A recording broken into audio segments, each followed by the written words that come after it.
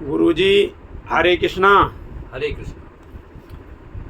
गुरुजी, कुछ लोगों का मानना है स्वर्ग और नर्क सब कुछ यहीं पर है, इससे आगे कुछ नहीं है। इसमें सत्य और असत्य क्या है गुरुजी? देखो, यही तो भ्रम फैला हुआ है। यही इसी प्रसंग को लेके कठोपनिषद में यम और नचिकेता का प्रसंग आता है।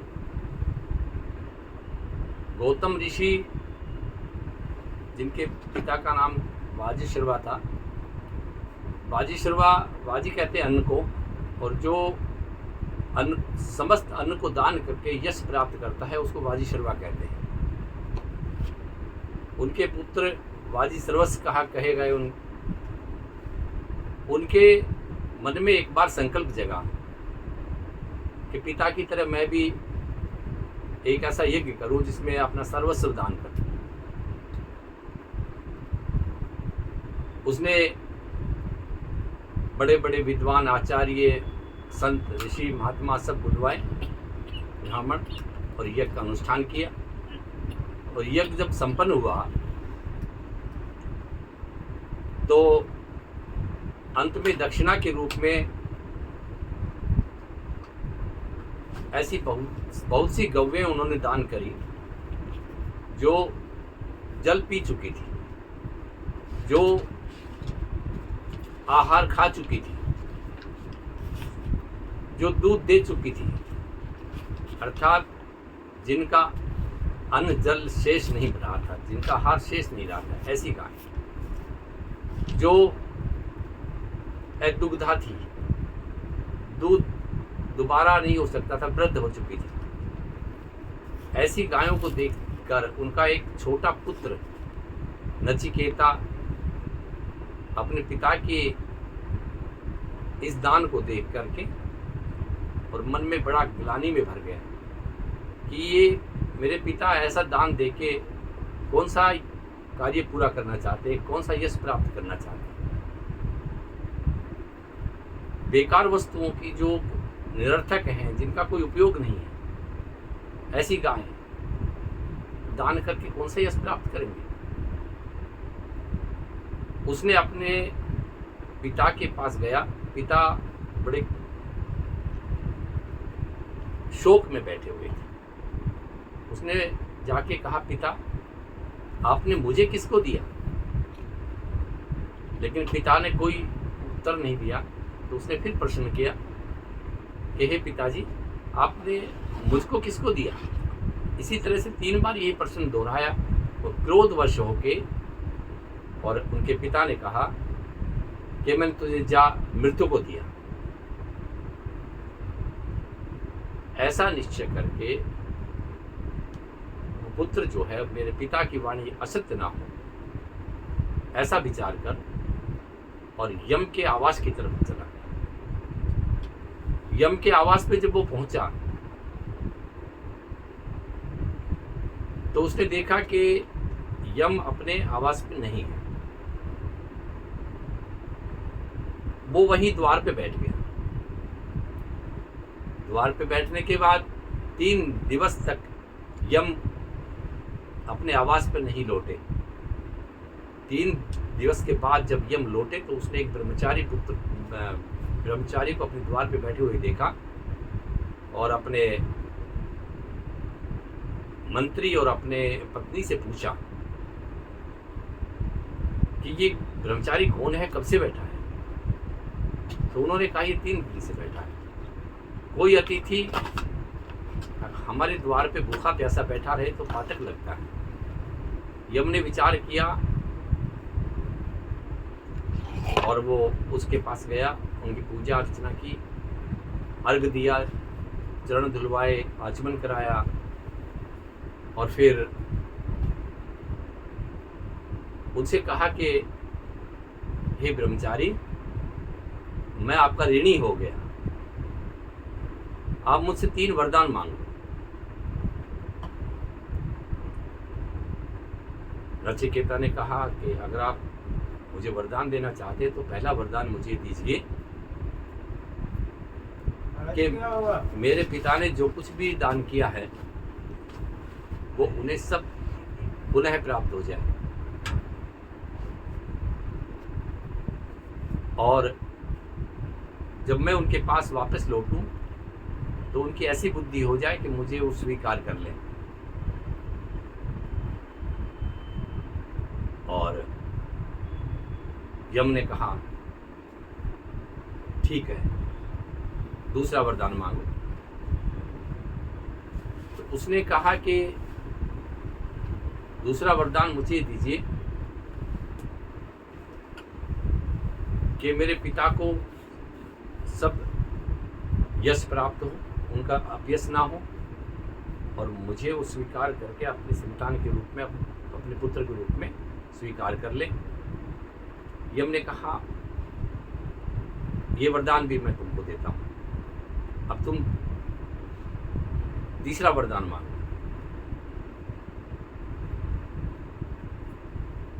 नचिकेता ने कहा कि जो आज का मूल जो प्रश्न है कि स्वर्ग नरक सब यही हैं, ऐसा कुछ लोग कहते हैं, वैसा ही एक प्रश्न उसने नचिकेता ने यम से किया कि आप मृत्यु के देवता हैं, मृत्यु के बाद जीव का क्या होता है, कहाँ जाता है? क्योंकि आप मृत्यु के देवता हैं, इसलिए इसका आपसे अधिक कोई अधिकारी नहीं है जो इसका प्रश्न का उत्तर दे सके, इसलिए आप मेरे इस प्रश्न का उत्तर दीजिए। यम ने कहा पुत्र, ये बड़ा गूढ़ प्रश्न है, तुम कुछ और मांग लो, तुम धन मांग लो, समस्त भूमंडल का राज मांग लो, तुम अपार धन संपदा मांग लो, मैं तुम्हें दे दूंगा, लेकिन ये प्रश्न मत पूछो।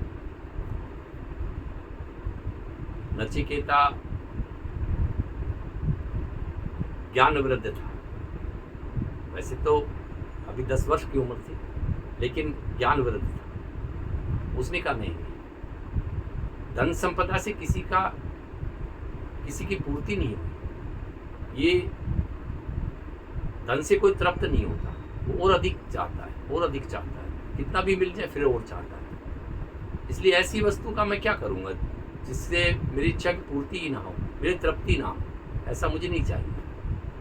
और ये भूमंडल का राज्य कब तक मेरा रहेगा? मृत्यु के बाद मेरा नहीं रहेगा, ये कभी किसी का रहा नहीं। ईशावास्यमिदं सर्वम यत् किंच जगताम जगत एन तक्तेन भुज्जी था माँ गृधय कस्य स्वेधनम। यजुर्वेद का 40वें अध्याय का प्रथम मंत्र है। ये समस्त जो जड़ चेतन जगत दृष्टिगोचर होता है, ये सारा जगत ईश्वर से व्याप्त है, अंदर और बाहर से। इसका त्याग भाव से उपयोग करना चाहिए। ये कभी किसी का सिद्ध नहीं हुआ, हमसे पहले किसी का था, हमारे बाद किसी और का हो जाएगा, तो ऐसी वस्तु मुझे नहीं चाहिए। यम ने कहा देखो,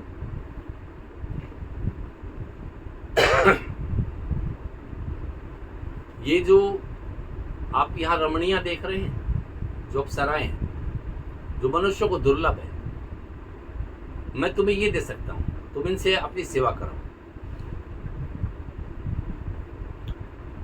नचिकेता ने कहा कि ये जब तक मैं युवा हूं तब तक ये मुझे अच्छी लगेगी, उसके बाद यही मुझे काटने को दौड़ेंगे। नहीं, मुझे ऐसी नहीं चाहिए। मेरा प्रश्न तो वही है।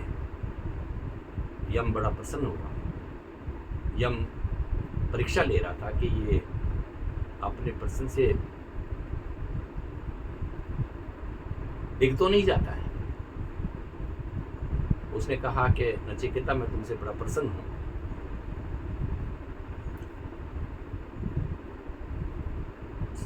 स्वर्ग आदि में देवताओं की प्राप्ति के लिए 3 अग्नि का चयन होता है। आज उन अग्नियों का नाम तुमसे ही जाना जाएगा, वो नचिकेता अग्नि कहलाती है। ये वरदान मैं अपनी तरफ से और दे रहा हूं। अब मैं तुम्हारे प्रश्न का उत्तर देता हूं। इस संसार में आने के पास जीव के सामने दो मार्ग होते हैं, एक प्रेय मार्ग होता है, एक श्रेय मार्ग होता है। प्रेय मार्ग अविद्या का है, श्रेय मार्ग विद्या का है। अर्थात श्रेय मार्ग ज्ञान का मार्ग है और अज्ञान का मार्ग है प्रेय मार्ग। जो विवेकी व्यक्ति होते हैं वो विवेक जागृत करके और श्रेय मार्ग का आश्रय लेते हैं और वो इस बात को समझ जाते हैं कि ये संसार जो है ये नश्वर है, ये सत्य नहीं है, सत्य ब्रह्म है, ईश्वर है, उसी का आश्रय लेना चाहिए। और जो मूढ़ व्यक्ति होते हैं वो प्रेय मार्ग को अपनाते हैं और जो प्रेय मार्ग को अपनाने वाले इस भोग आदि के जितनी भी ये वस्तुएं हैं, पदार्थ हैं, इनमें सुख ढूंढते हैं, जो क्षणिक सुख होते हैं, लेकिन वो इनमें ही सुख मानते हैं। ऐसे मूढ़ लोग जो हैं उनके विषय में यम ने कहा, न सांपराय प्रतिभाति बालम तन्माद्यंतम वित मोहेन मूढ़म अयम लोको परम नास्ति, अयम लोको परम नास्ति इति मानी ते पुनः पुनः वश माप दत्त में। यम कहते हैं कि जो मूढ़ व्यक्ति है, जो मूर्ख है, जो अज्ञानी है, वो व्यक्ति असावधानी में होकर और धन आदि के मोह में पड़कर, अहंकार में पड़कर ऐसा सोचते हैं कि जो कुछ है सब यही है, इससे आगे कुछ नहीं है। वही मूढ़ व्यक्ति बार बार मुझ मृत्यु के चक्कर में पड़ के, इस आवागमन के चक्कर में पड़े रहते हैं। ये उसी का उत्तर मैंने तुम्हें दिया है।